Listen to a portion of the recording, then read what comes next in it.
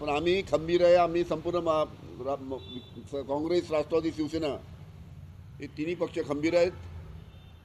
किती यांनी त्रास द्यायचा प्रयत्न केला तरी आम्ही आमचं जे काम आहे आम्ही ते नेटाने करत राहू. भाजपचे नेते म्हणतात की राष्ट्रवादीचे लोक देखील आमच्याकडे येणार, आमच्याकडे लिस्ट तयार आहेत.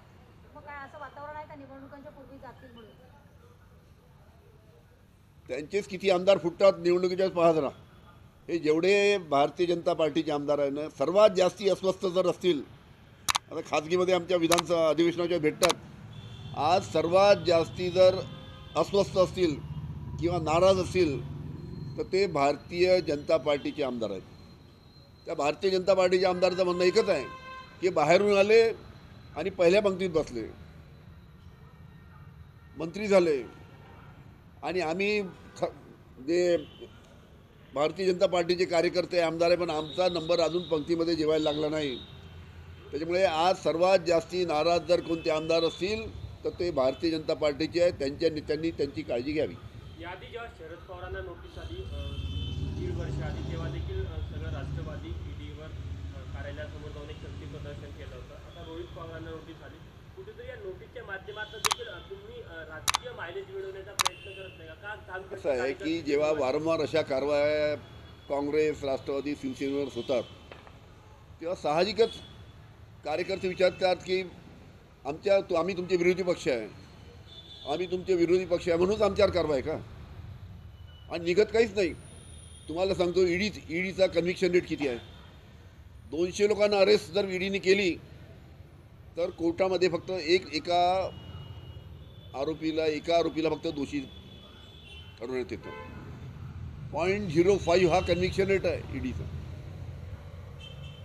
200 लोकांना अरेस्ट केल्यानंतर एकावर त्यानिमित्तानं त्याचे आरोप खरे ठरतात, बाकी 199 लोकांचे आरोप खोटे ठरतात.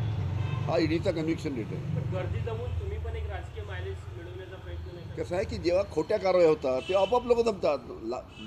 राजकीय मायलेजचा प्रश्न नाही तिथे. आपोआप आपल्या सहकार्याला, आपल्या नेत्याला तिथे पाठिंबा द्यायला येतात की जी कारवाई होते आहे ती योग्य नाही, नियमाला धरून नाही, आम्ही तुमच्या पाठीशी आहे हे दाखवायला तिथे येतात सगळे. या सगळ्या प्रकरणात आता तुम्ही न्यायालयात जाणार आहे का? अशा पद्धतीने सुरक्षितपणे जर तुमच्यावर कारवाई केली जातात तर न्यायालयात जात मागणार आहे? आपल्याला कल्पना असेल की सर्व देशातले विरोधी पक्षाचे नेत्यांनी जाऊन राष्ट्रपतीला निवेदन दिलं. सर्व देशातील लोकांनी, वरिष्ठ नेत्यांनी जाऊन निवेदन दिलं राष्ट्रपतींना, पण तरी काही झालं नाही.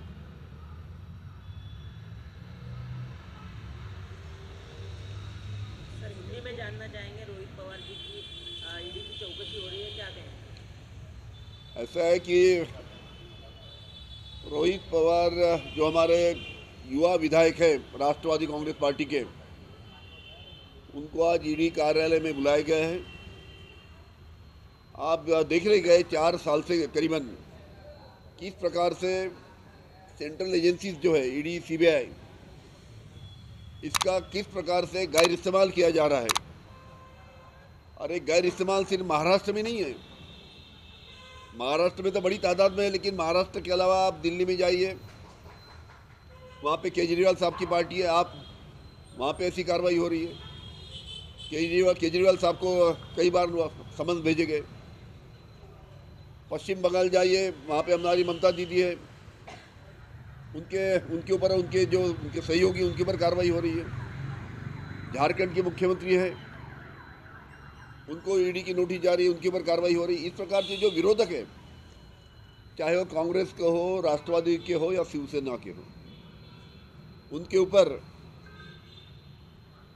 गैर कानूनन कार्रवाई इस प्रकार से जो हो रही है, उसके लिए रोहित पवार वहाँ पे आज ईडी के ऑफिस के नाम जब जा रहे हैं, उसके लिए उनके समर्थन करने के लिए बड़ी तादाद में हमारे कार्यकर्ता वहाँ पे इकट्ठा हुए हैं. राजकारणातील प्रत्येक अचूक बातमीचे सर्वात आधी अपडेट्स मिळवण्यासाठी सरकारनामाच्या सर्व सोशल मीडिया प्लॅटफॉर्मला लाईक, फॉलो आणि सबस्क्राइब करा. तसंच सर्व नोटिफिकेशनसाठी बेल आयकॉन प्रेस करायला विसरू नका.